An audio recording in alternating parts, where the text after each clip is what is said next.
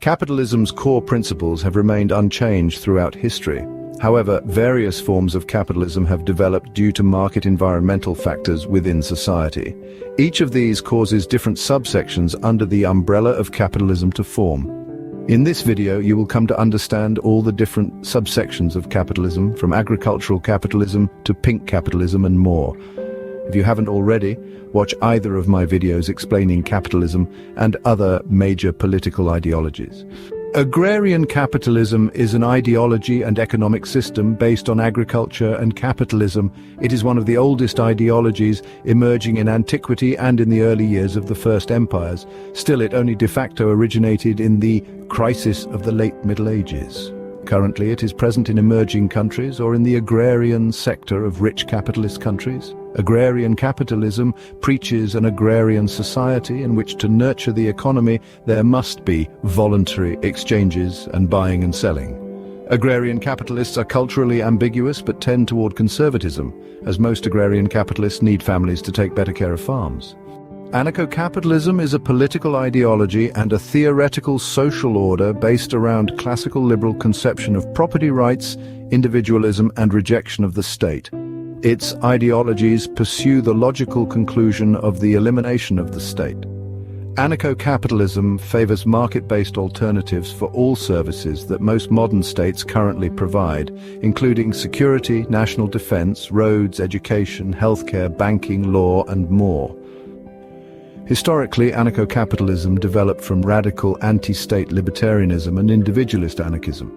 A relatively well-known example of proto-ANCAP society has been the Republic of Cospaia, an Italian micropolity that existed outside of the reaches of both the Papal States and the Holy Roman Empire, lacking any centralized body of governance. Authoritarian capitalism is an economically right-wing, authoritarian and culturally ambivalent ideology advocating for a system in which a capitalist market economy exists alongside an authoritarian government. Authoritarian capitalists argue that by utilizing elements of capitalism, regimes may more effectively employ modern technologies to suppress dissidence towards government.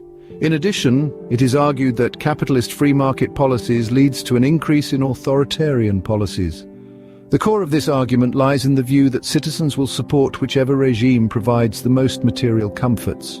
Historically, authoritarian capitalism has been prevalent in many countries.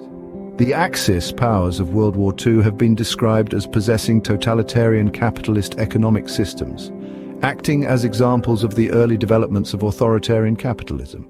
Eco-capitalism is the product of capitalism and environmentalism. In eco-capitalism, the fusion of capitalism and environmentalism results in a belief that market forces can drive ecological conservation and sustainable practices.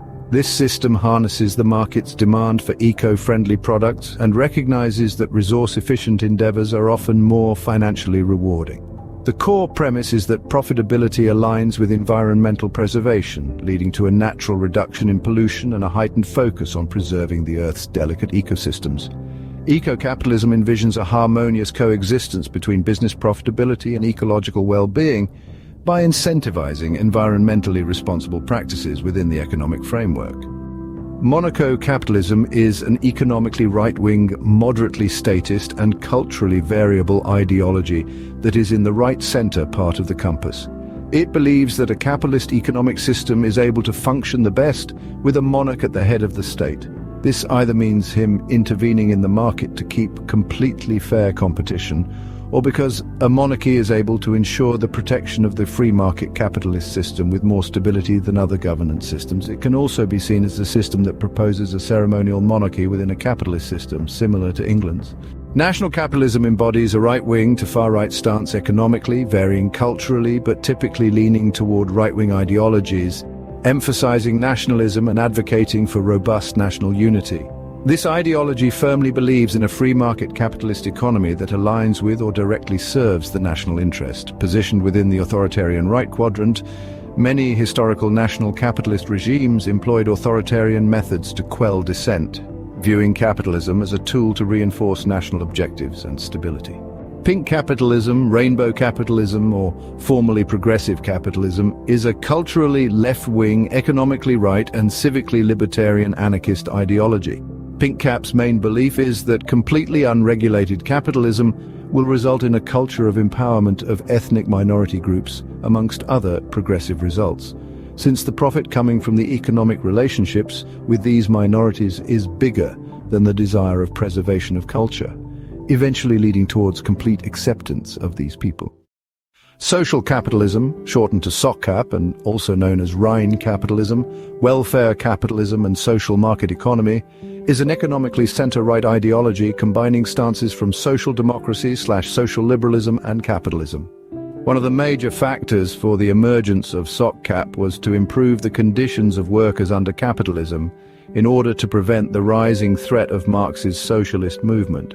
Germany implemented the world's first welfare state and universal healthcare program in the 1880s under Chancellor Otto von Bismarck, who developed a program in which industry and state worked closely to stimulate economic growth by giving workers greater security.